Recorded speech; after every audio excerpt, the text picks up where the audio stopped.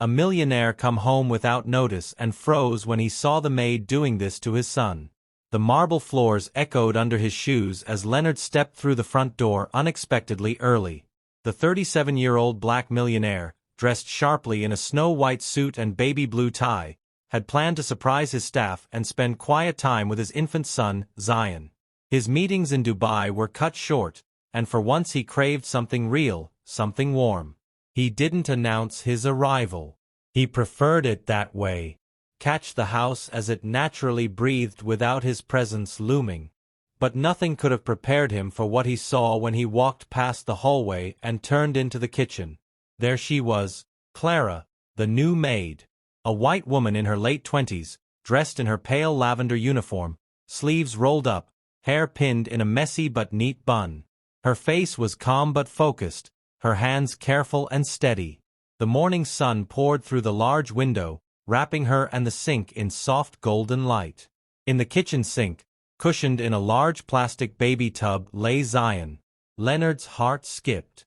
The little black infant, just shy of 8 months, giggled softly as Clara gently poured warm water over his belly, using her other hand to support his tiny head. Water splashed softly over the edge as she adjusted the flow from the faucet, testing it against her wrist like she'd done it 100 times. Leonard's eyes widened and his breath caught in his throat. What was she doing? And more importantly, why his instinct flared. That was his son. He had never authorized this. No one touched Zion unless his personal nanny Rosalind was present. Rosalind was supposed to be off duty today. Yes, but Clara, a maid. Still unnoticed, Leonard took a step forward, anger rising, but a strange stillness held him back. Zion wasn't just safe. He was smiling. Clara gently dipped a soft cloth into the water, humming a quiet lullaby, one Leonard's late wife used to sing, a tune he hadn't heard in years. She gently tapped Zion's nose with a wet cloth, and the baby squealed in delight. Leonard remained frozen at the doorway. Memories of his wife flashed before his eyes. Her laughter, her scent, the way she used to bathe Zion just like that, singing the same melody. It wasn't just that Clara was giving his son a bath. It was the way she was doing it. Tender, motherly, protective. But who was she really? He barely remembered hiring her. She had come through an agency a few weeks ago, a last-minute replacement after the last maid resigned. He had only met her once in passing. Yeah, he didn't even know her full name. Clara lifted Zion gently from the water, cradling his dripping little body in a soft towel. She brought him close, kissing the top of his curly head, whispering something only Zion could hear. The baby rested against her shoulder, calm, eyes fluttering. Leonard's hands clenched. He finally stepped forward. "What are you doing?" Clara spun around, her face drained of color. She hadn't noticed him. Her voice trembled. "Sir, I can explain." "Where's Rosalind?"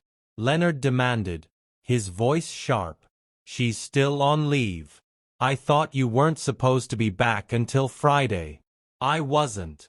Yet here I am, and you're bathing my son in the kitchen sink like you're his." She cut in, shaking. "He had a fever last night. Mild. But he wouldn't stop crying. The thermometer was missing, and I didn't want to wait. He calmed down with warm water last time, so I tried. I was going to inform you." Leonard's mouth opened, but nothing came out. A fever? Why wasn't he told? He glanced down at Zion, now wrapped snugly, cooing softly against Clara's shoulder. No signs of distress, no discomfort, only trust. Still, rage and confusion brewed inside him. "I pay for the best care," he said. "Lower now. I have nurses on call. You're a maid. You scrub floors and polish furniture. You don't touch my son ever." Clara's eyes welled up. "I didn't mean harm. I swear. I saw the way he was sweating. No one else was here. I couldn't ignore it." Leonard took a slow breath, trying to collect himself. "Put him in his crib. Then go pack your things." Her lips parted. "Sir, Are you firing me? I'm not repeating myself. The words hung heavy in the air. Clara stared at him, stunned, frozen like a porcelain doll about to shatter. Then silently she nodded and walked away, holding Zion close like it might be the last time. And Leonard, he stood there, hands on the counter, heart pounding louder than the faucet's trickle. Something inside him shifted, but he didn't know what yet. Not yet. Leonard sat in his study, still gripping the edge of his polished desk. The house was quiet now, too quiet. The kind of silence that crept into your bones and made you question your own judgment. He should have felt relief, control. After all, he had taken charge, fired a maid who crossed the line. But something about Clara's trembling voice, the way she'd held Zion so gently, it clawed at his conscience. He opened the baby monitor app on his phone. Zion was asleep in his crib, his cheeks flushed, but peaceful. A cold sweat broke out across Leonard's temple as he replayed Clara's words in his mind. A fever. No one else was here. I couldn't ignore it. His chest tightened. He hadn't even known his son had been sick. He should have known. Meanwhile, upstairs, Clara stood in the guest room, suitcase half-zipped, tears sliding silently down her cheeks, her lavender uniform now wrinkled, her hands shaking. She folded the last of her clothes and placed a small photograph on top before closing the case. A worn-out picture. Her younger brother, Elijah, in a wheelchair, grinning up at her. He died 3 years ago. Clara had taken care of him all through her 20s, dropping out of nursing school when her scholarship fell through and their parents passed unexpectedly. He had epilepsy, and on her lowest days, she used to sing him that same lullaby just like she did for Zion. She never told anyone. Why would she? She was the maid. People didn't ask maids about their pain. A soft knock broke the stillness. Clara turned. It wasn't Leonard. It was the butler. Harold. Mr. Leonard said to tell you, your payment and references will be delivered tonight, he said formally. He's requested you be gone before sunset. She nodded, throat tight. Understood. She lifted her bag, one last look around. Then a faint sound stopped her. A whimper. Zion. She knew that cry. It wasn't his usual hungry cry. It was the one from last night. The fever was rising again. Clara hesitated. She had no right anymore, but her feet moved before she could think. She rushed into the nursery. Zion was writhing slightly, sweat beading on his forehead, his breathing shallow.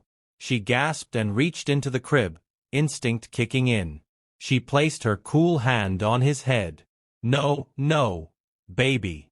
It's back. Step away from him. The voice behind her made her freeze. Leonard stood at the doorway, arms crossed, face unreadable. He's not okay, she said, not looking at him. His fever's higher than before. I have a doctor on the way. There's no time. Leonard. He blinked at the sound of his name on her lips. She'd never said it before, she continued. He's dehydrated. His breathing's labored. I think it's an infection, possibly respiratory. If you wait, he might seize. Leonard stepped forward, now clearly worried. How do you know all that? Clara finally turned to him, eyes red. Because I've seen it before with my brother. Silence. She added. You don't know me, sir. But I used to study pediatric nursing. I dropped out when my brother needed full-time care. I lost him. I swore I'd never let another child suffer if I could help it. Leonard stared at her. Zion whimpered again. Without another word, Leonard picked up his son and handed him gently to Clara. Do what you have to do, he whispered. She didn't wait. She placed a cool cloth under Zion's arms, adjusted his position, and gave him small drops of electrolyte solution she'd brought from the kitchen. Her movements were calm, clinical, steady, and Zion slowly calmed. By the time the doctor arrived, Zion's temperature had lowered slightly. The doctor confirmed Clara's quick actions had made a major difference. A few more minutes, and the baby might have had a feeble seizure. Leonard didn't speak for a long while. He simply watched Clara sit beside Zion's crib, softly stroking his curls. After the doctor left, Leonard returned to the nursery. Clara stood to leave, assuming her moment of redemption was over. But Leonard stopped her with a single sentence. "Don't go." She turned, stunned. "I'm sorry," he added softer this time. "I judged you without asking, without knowing. I was scared. But you saved my son." Clara's eyes brimmed again. He took a deep breath. "Rosalind is retiring soon. I need someone I can trust. Someone who cares, not just clocks in." She looked at him confused. "You mean not as a maid? Not anymore. I want you as Zion's full-time caregiver. And if you want, I'll sponsor you to finish your nursing degree." Clara's lips parted, speechless. Leonard smiled gently. "I've seen how Zion looks at you. You're already family to him." Her voice cracked. "I don't know what to say." He shrugged. "Then don't. Just say you'll stay." Clara clutched the edge of the crib and finally nodded, the tears now flowing freely. From that day forward, the dynamic changed. Clara wasn't just an employee. She became a pillar in Zion's world. She finished her degree in pediatric care with Leonard cheering at her graduation. Zion grew healthier, happier, and always reached for her before anyone else. And Leonard, he grew too.